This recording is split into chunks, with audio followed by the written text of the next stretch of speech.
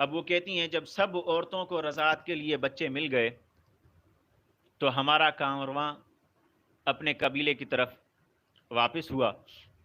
ساری خواتین اپنے نئے بچوں کے ساتھ اپنی اپنی اونٹنیوں پر سوار ہوئیں۔ میرے پاس وہی گدھی، وہی لاغر گدھی جو چل نہیں سکتی تھی، جس نے سارے قافلے کو آتے وقت پریشان کر رکھا تھا، میں اپنے فرزند دل بند کے ساتھ اس پر سوار ہوئی۔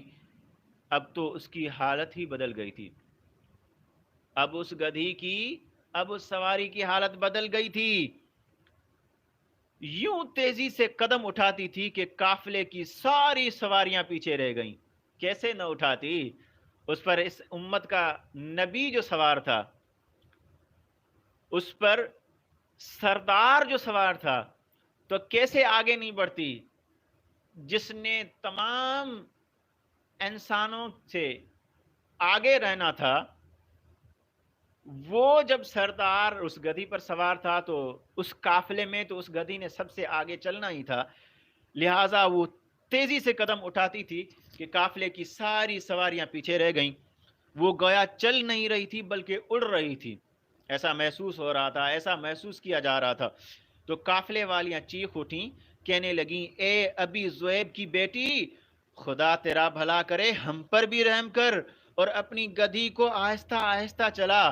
بھلا یہ تو بتا، یہ وہی پہلے والی گدھی ہے؟ یہ وہی گدھی ہے جو قدم اٹھانے سے معذور تھی، اور اب اسے کہاں سے پر لگ گئے کہ اڑتی چلی جا رہی ہے؟ میں نے انہیں کہا، بخدا یہ وہی گدھی ہے، یہ تو وہی لاغر سواری ہے، خدا تمہارا بھلا کرے، تم دیکھتی نہیں اس پر سوار کون ہے؟ دیکھو تو صحیح، اس کی سواری اب کون کر رہا ہے؟ پہلے تو ہم کر رہے تھے، لیکن اب تو کوئی اور سوار ہے، اب تو یہ کسی اور کی سواری بن گئی ہے۔ آخر ہم اپنی قیام گاہوں پر پہنچ گئے، جہاں ہم نے قیام کرنا تھا وہاں ہم پہنچ گئے۔ اللہ کی ساری زمین میں یہ علاقہ سب سے زیادہ قحط زدہ تھا۔